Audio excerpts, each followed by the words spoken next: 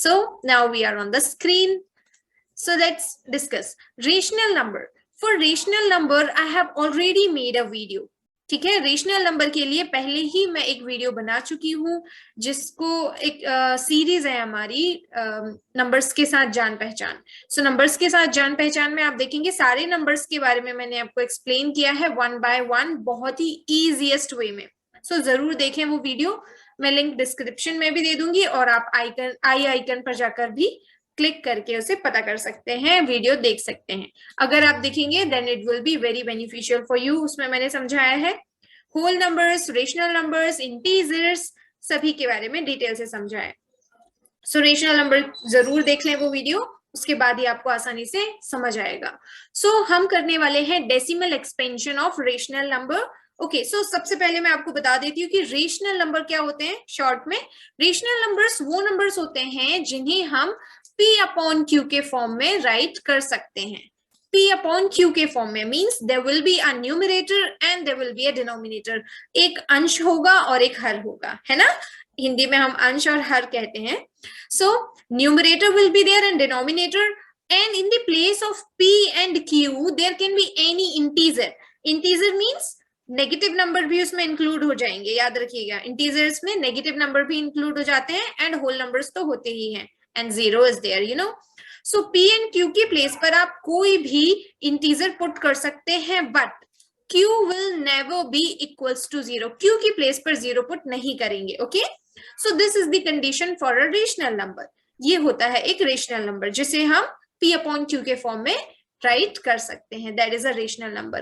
But rational number भी depend करता है कि उसका डेसिमल एक्सपेंशन किस तरीके से करना है. रेशनल नंबर किस तरीके का उसका डेसिमल एक्सपेंशन है. सो डेसिमल एक्सपेंशन पता करने के लिए देखिए दो तरीके का डेसिमल एक्सपेंशन होता है. एक होता है टर्मिनेटिंग. सबसे पहले मैं आपको ये समझा देती हूँ, ठीक है. टर्मिनेटिंग क्या होता है. Okay, so number one is terminating. What is terminating? जैसे कि कोई भी नंबर है, for example 1/2, 1/2. 1/2 is a rational number, है ना, राइट. क्योंकि हम इसे P अपॉन Q के फॉर्म में राइट कर सकते हैं. So 1/2 it is a rational number. 1 is a numerator, 2 is the denominator. So अब ये टर्मिनेटिंग कैसे हुआ, ठीक है. इसका जो हम सॉल्व करेंगे, जब हम इसे डिवाइड करेंगे, कैसे डिवाइड करेंगे, 1 को हम 2 से डिवाइड करेंगे, ठीक है. यही करते हैं ना हम. 2 डिनोमिनेटर में है, दैट मीन्स हमें 2 से डिवाइड करना है 1 को. सो देखिए 1 is a smaller number, it is lesser than 2. सो हम क्या करेंगे, 0 यहाँ पुट करेंगे एंड डेसिमल पुट करेंगे. Then we can increase 1 0. Now we can write 2 5s are 10.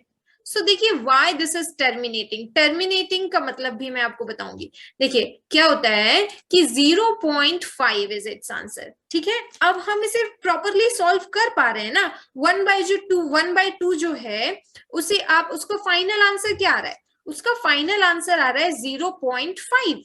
Okay, उसका फाइनल आंसर क्या है, 0.5. So that is why it is terminating. जो 1/2 को फाइनल आंसर हमें मिल गया, that is why it is terminating.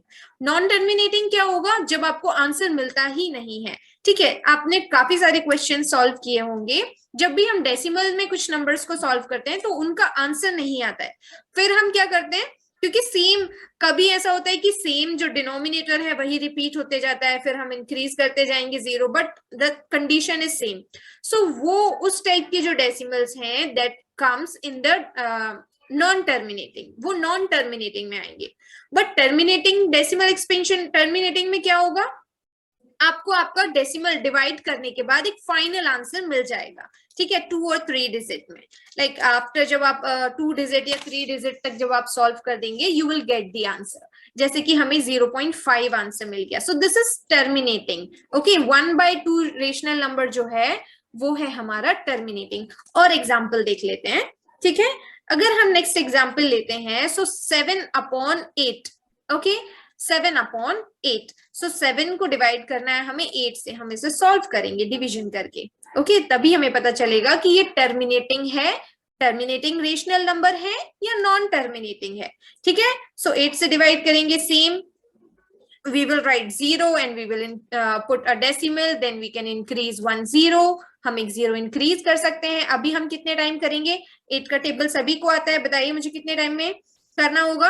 8 5 40, 8 6 48, ठीक है, 8 7 56, 8 8 64, so and 8 9 72 will be more, so 8 8 64, okay, 70 minus 64 will be 6. हम डेसिमल ऑलरेडी पुट कर चुके हैं, so we can increase 1 0.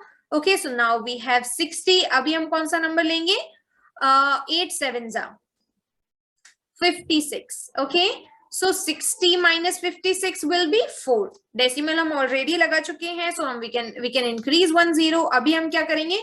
8 5 40. देखिए टोटली हमने इसे डिवाइड कर दिया और ये डेसिमल के बाद हमारे पास फाइनल आंसर आ गया 0.875. ठीक है, अभी क्या है? रिमाइंडर में हमारा 0 0 आ गया, that means it is terminating. ठीक है, ये जो 7/8 जो आपका रेशनल नंबर है, दिस इज टर्मिनेटिंग, क्योंकि हमें इसका फाइनल आंसर मिल रहा है 0.875. ठीक है, सो सिंपल, ये बहुत ही आसान है. जब भी आपको कोई ऐसा रेशनल नंबर मिले जिसे आप सॉल्व कर सकते हैं, जिसका आंसर डेसिमल में आप प्रॉपर आंसर फाइंड कर सकते हैं, दैट इज टर्मिनेटिंग. ठीक है, और ये जो है लाइक आपको 9th क्लास में ज्यादा यूज होने वाला है, बट दिस इज बेसिक. ये सभी को पता होने चाहिए, सारी क्लास के बोर्ड जो स्टूडेंट हैं, सारे स्टैंडर्ड के स्टूडेंट को पता होना चाहिए. इट इज वेरी बेसिक, बहुत ही बेसिक है, सभी को पता होना चाहिए terminating and non terminating decimals के बारे में. तो अभी मैं आपको बताने वाली हूं कि नॉन टर्मिनेटिंग क्या होता है. ठीक है, non terminating decimal. Non terminating decimal क्या होता है? नॉन टर्मिनेटिंग डेसिमल, और हम इसे रिकरिंग भी कहते हैं. मैं आपको सारी टर्म समझाऊंगी, क्या है, क्यों है, क्या नेम है.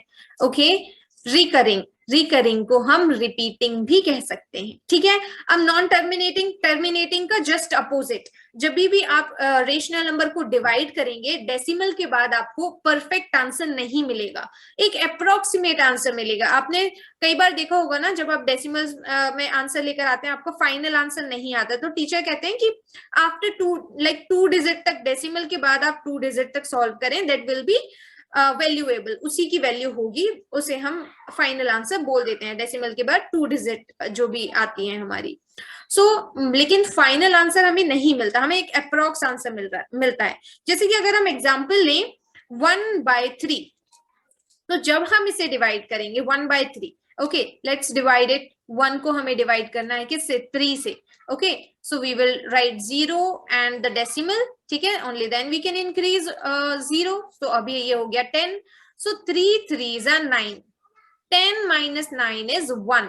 ओके, अभी हमारे पास डेसिमल हम ऑलरेडी पुट कर चुके हैं, so we can increase 1 0. Again हमारे पास 10 आ गया, so again 3 3s are 9.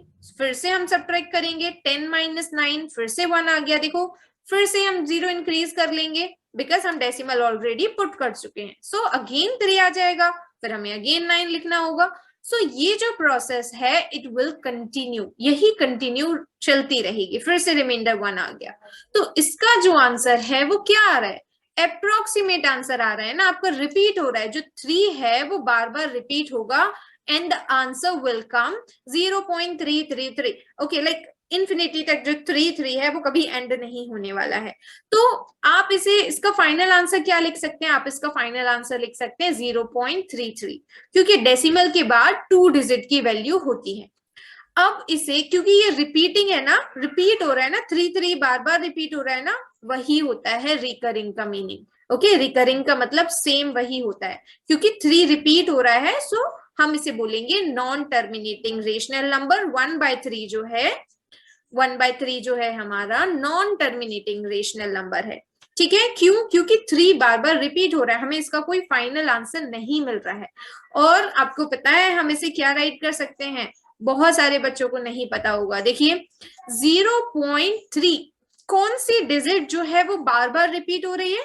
3 is repeating. सो हम अगर 3 के ऊपर बार लगाएंगे, if we will put bar on 3, so that means 3 number जो है वो रिपीट हो रहा है. आप इसे ऐसे ना राइट करके यहाँ पे से इस तरीके से लिख सकते हैं कि 0.3 बार। इसका मतलब होगा कि 3 जो है वो रिपीट हो रहा है, 3 digit is repeating.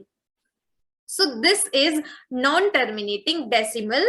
Okay, and हम इसे कहते हैं कि जो है आपका रेशनल नंबर वो नॉन टर्मिनेटिंग रेशनल नंबर है, रिकरिंग है, ठीक है, रिपीटिंग है। देखिए इसके और भी एग्जांपल मैं आपको बताती हूँ कि किस तरीके से रिपीट होते हैं नंबर्स, क्या सीक्वेंस होता है।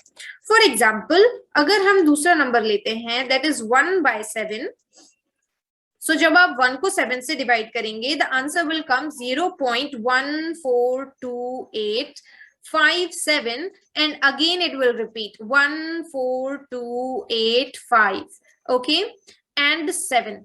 सो यहाँ पर एंड यही प्रोसेस आगे चलती जाएगी। तो हमें यहाँ पर कौन सी डिजिट, जरूरी नहीं है कि सिर्फ एक डिजिट ही रिपीट हो, आपका फुल पैटर्न, नंबर का पैटर्न रिपीट हो सकता है। देखो यहाँ पर 14285 है, अगेन देखो 142857 आ गया। सो इट मीन्स ये जो नंबर्स हैं 14285 यही रिपीट हो रहे हैं। सो हम इनके सभी के ऊपर बार अगर पुट करेंगे इसका मतलब यही हो जाएगा कि ये सारे नंबर्स फिर से रिपीट होंगे। देखो इसके बाद फिर से वही आ जाएगा 1428, सेम वही आ जाएगा। तो इसका मतलब यही है जिसके ऊपर भी बार लगा हुआ है वही डिजिट्स आपकी रिपीट हो रही हैं, ठीक है। अगर मैं यहाँ पर राइट करती हूँ जैसे 2.51, तो यहाँ पर क्या होगा, अब 5 तो वही है बट सिर्फ अगर मैं 1 के ऊपर बार लगा हुआ है दैट मीन्स सिर्फ क्या रिपीट होगा, सिर्फ 1 ही रिपीट होगा, 5 रिपीट नहीं होगा। और अगर दोनों के ऊपर बार लगा हुआ है 5-1, तो कैसे हम राइट करेंगे, दोनों डिजिट रिपीट हो रहे हैं 2.51 51 51 51। सो जो बार है उसका मतलब यही होता है। तो आपको टर्मिनेटिंग नॉन टर्मिनेटिंग समझ आ गया होगा, बहुत ही इजी वे में मैंने आपको समझाया है and it is very important. So आप सभी को अगर अच्छे से समझ आ रहा है so please like subscribe and share, सभी अपने फ्रेंड्स के साथ भी शेयर करें, ठीक है, and subscribe it, okay, and keep supporting me. Take care, bye bye, see you in the next video.